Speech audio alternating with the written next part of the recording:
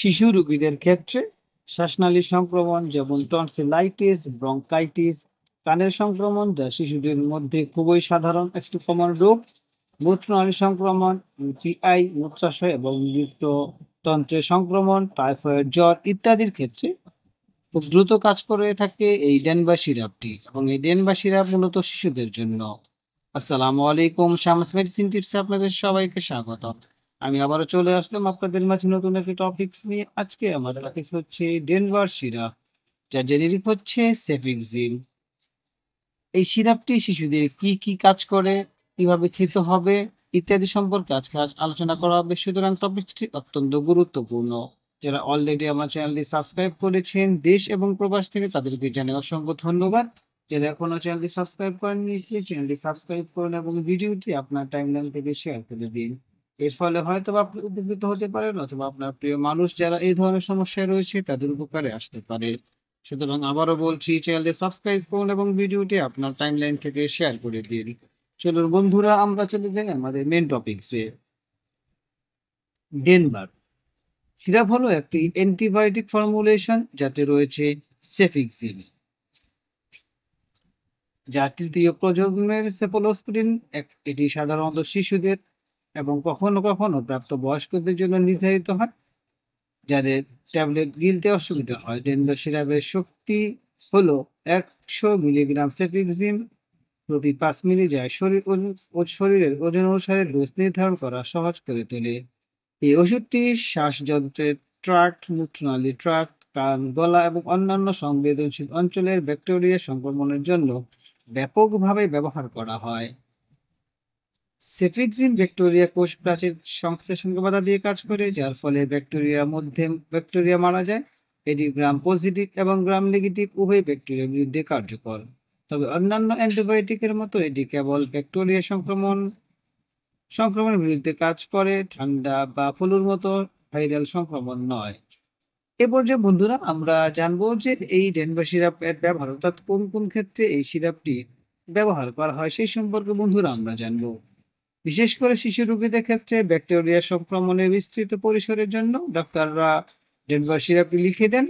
প্রথমে রয়েছে শ্বাসনালী সংক্রমণ যেমন ফারিনজাইটিস, টনসিলাইটিস, ব্রঙ্কাইটিস এবং সম্প্রদায় অর্জিত নিউমোনিয়া, অর্থাৎ শ্বাসনালীর যে সংক্রমণ রয়েছে সেই সংক্রমণ দ্রুত ভালো করার জন্য এই সিরাপটি ডক্টররা লিখে দেন। কানের সংক্রমণ যেমন প্রোটিটিস মিলিয়া, মধ্যকণের সংক্রমণ সহ, যা শিশুদের মধ্যে খুবই সাধারণ একটি রোগ। তা কানের সংক্রমণের কারণে ডক্টররা এই ট্যাবলেট বা এই সিরাপটি লিখে থাকেন। মূত্রনালী সংক্রমণ, ইউটিআই, মূত্রাশয় এবং মূত্রযন্ত্রের সংক্রমণেও এই সিরাপটি দিয়ে থাকেন ডক্টররা। গনোরিয়া, নেইসেরিয়া, গনোরিয়া দ্বারা সৃষ্ট জনিত সংক্রমণেও এই সিরাপটি দেওয়া হয়ে থাকে। টাইফয়েড জ্বর, সালমোনেলা টাইফি দ্বারা সৃষ্ট, বিশেষ করে যেখানে পুরনো অ্যান্টিবায়োটিকের পরিবর্তী বা প্রতিরোধ ক্ষমতা সাধারণ। অর্থাৎ জ্বরের ক্ষেত্রেও নরমাল যে অ্যান্টিবায়োটিক দেওয়া হয় সেই ক্ষেত্রে বা তার বিপরীতে এই সেফিক্সিম সিরাপটি খুব দ্রুত এবং খুব সহজেই কাজ করে ফেলে। সাইনাস সংক্রমণ বা সাইনোসাইটিস, ব্যাকটেরিয়া সাইনোসাইটিস, যার জন্য অ্যান্টিবায়োটিক চিকিৎসার প্রয়োজন হয়। অর্থাৎ বন্ধুরা আমরা জানলাম কোন কোন ক্ষেত্রে এই সিরাপটি শিশুদেরকে দেওয়া হয়। এ পর্যায়ে বন্ধুরা আমরা জানবো এর ডোজ বা সেবন বিধি। তো এটি কিভাবে খেতে হবে।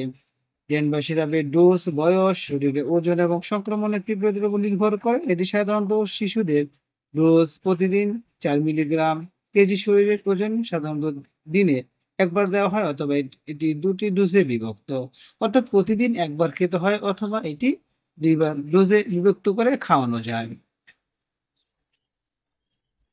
বন্ধুরা এই পর্যায়ে আমরা জানবো এর পার্শ্ব প্রতিক্রিয়া, কারণ প্রতিটি মেডিসিনের পার্শ্ব প্রতিক্রিয়া রয়েছে। পার্শ্ব প্রতিক্রিয়ার মধ্যে রয়েছে ডায়রিয়া, বমি ভাব, পেটে ব্যথা, বদহজম, মাথা ব্যথা, চুলকানি, মাথা ঘোরা ইত্যাদি এই ধরনের সমস্যা হতে পারে। বন্ধুরা সেই বিষয়ে আমাদেরকে খেয়াল রাখতে হবে। এ পর্যায়ে বন্ধুরা আমরা জানবো সতর্কতা, কারণ প্রতিটি মেডিসিনের কিন্তু সতর্কতা রয়েছে, তেমনি করে এরিয়ান বা সিরাপের কিন্তু সতর্কতা রয়েছে, সে বিষয়ে আমরা জানবো। সতর্কতার মধ্যে রয়েছে অ্যালার্জি, সেফালোস্পিরিনের প্রতি পরিচিত অ্যালার্জি বা গুরুতর পেনিসিলিন অ্যালার্জি রোগীদের দেওয়া উচিত না।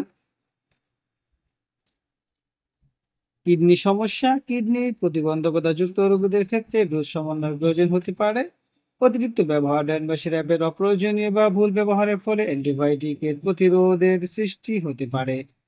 এ পর্যায়ে বন্ধুরা আমরা জানবো গর্ভাবস্থা এবং দুধ খাওয়ানো মহিলারা খেতে পারবে কিনা। যেহেতু শিশুদের জন্য, কিন্তু মহিলারা এই জন্য খেতে পারবে যারা ওষুধটি বা ট্যাবলেট খেতে পারে না, তাদের জন্য সিরাপ খাওয়া যেতে পারে।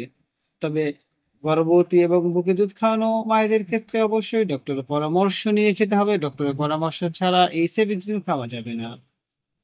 একবার পুনর্গঠিত হয়ে গেলে যদি সাসপেনশনের জন্য শুকনো পাউডার হিসাবে সরবরাহ করা হয়, এটি প্যাকেজিং এর উল্লেখিত সময়সীমার মধ্যে সাধারণত ৭ থেকে ১৪ দিনের মধ্যে ব্যবহার করা উচিত। অর্থাৎ আপনি যখন সিরাপটি তৈরি করবেন, সিরাপটি তৈরি করার পর ৭ দিন থেকে ১৪ দিনের মধ্যে এই সিরাপটি শেষ করতে হবে। কোনোভাবে এর থেকে অতিরিক্ত সময় অতিক্রম করা যাবে না। সুতরাং বন্ধুরা আমরা বলতে পারি ড্যানভার সিরাপ বা সেফিক্সিম ১০০ মিলিগ্রাম একটি নিরাপদ এবং কার্যকর মৌখিক অ্যান্টিবায়োটিক সাসপেনশন, যা বিভিন্ন ব্যাকটেরিয়া সংক্রমণের চিকিৎসার জন্য শিশুদের মধ্যে ব্যাপকভাবে ব্যবহার করা হয়। এর সুবিধাজনক সিরাপ ফর্মটি তরুণ রোগীদের দেওয়া সহজ করে তোলে, তবে এটি শুধুমাত্র ডাক্তারের প্রেসক্রিপশনে নেওয়া উচিত এবং সংক্রমণের সম্পূর্ণ নির্মূল নিশ্চিত করতে এবং প্রতিরোধ করতে সম্পূর্ণ কোর্সটি সম্পন্ন করতে হবে। অর্থাৎ আপনার যে বাচ্চার যে সমস্যা রয়েছে সেটা প্রতিরোধ করতে এই সিরাপটি সম্পূর্ণ শেষ করতে হবে। কোনোভাবে এই শেষ হলেও এই যে কোর্স ডক্টররা যেভাবে দিবে আপনাকে সেভাবে এটাকে খেতে হবে। কোনোভাবেই এটার ব্যতিক্রম করা যাবে না। ডেনভার সিরাপ সম্পর্কে যদি বন্ধুরা আপনাদের কোনো কিছু জানার থাকে তাহলে অবশ্যই আমাদের কমেন্টস করে জানিয়ে দিন। আমরা আপনাদের কমেন্টস গুলো যথাযথ উত্তর দেওয়ার চেষ্টা করব। আমাদের এই চ্যানেলের মাধ্যমে শুধুমাত্র কোন রোগের জন্য আপনি কোন মেডিসিনটি খাবেন সেই সম্পর্কে বলা হয়। সুতরাং আপনি যে কোনো মেডিসিন সেবন করেন না কেন, প্রয়োজন বোধে আপনার পাশে যে স্বাস্থ্যসেবা কর্মী রয়েছে রেজিস্টারকৃত তার সাথে আলোচনা করুন, অথবা একজন অভিজ্ঞ ডাক্তারের পরামর্শ নিয়ে মেডিসিন সেবন করবেন। কোনোভাবে ডক্টরের পরামর্শ ছাড়া মেডিসিন সেবন করবেন না। ভিডিওটি যদি ভালো লাগে এবং উপকারী মনে হয় তাহলে অবশ্যই বন্ধুদের সাথে শেয়ার করে দিন। আবারও অনুরোধ করছি বন্ধুরা, প্লিজ চ্যানেলটি সাবস্ক্রাইব করুন এবং ভিডিওটি আপনার টাইমলাইন থেকে শেয়ার করে দিন। এর ফলে হয়তোবা আপনি উপকৃত হতে পারেন, অথবা আপনার প্রিয় মানুষ যারা এ ধরনের সমস্যায় ভুগছে তাদের উপকারে আসতে পারে। তাছাড়া আপনারা যদি কোনো টপিক সম্পর্কে জানতে চান, অর্থাৎ নির্দিষ্ট কোনো টপিকস থাকে, সেই সম্পর্কে জানা থাকলে অবশ্যই আমাদেরকে কমেন্টস করে জানান। আমরা ওই টপিকস এর উপর নতুন করে আপনাদের জন্য ভিডিও নিয়ে আসবো। আজ এ পর্যন্তই বন্ধুরা। আগামীকালকে আবার কথা হবে নতুন কোনো টপিকসে। সেই পর্যন্ত সবাই ভালো থাকুন, সুস্থ থাকুন। যাওয়ার পূর্বে আবারও বলছি, শামস মেডিসিন চ্যানেলটি সাবস্ক্রাইব করুন, কমেন্টস করুন এবং লাইক করুন এবং ভিডিওটি আপনার টাইমলাইন থেকে সবার মাঝে শেয়ার করে দিন। আজ এ পর্যন্তই। আপনাদের শুভকামনায় আগামীকালকে আবার কথা হবে। খোদা হাফেজ।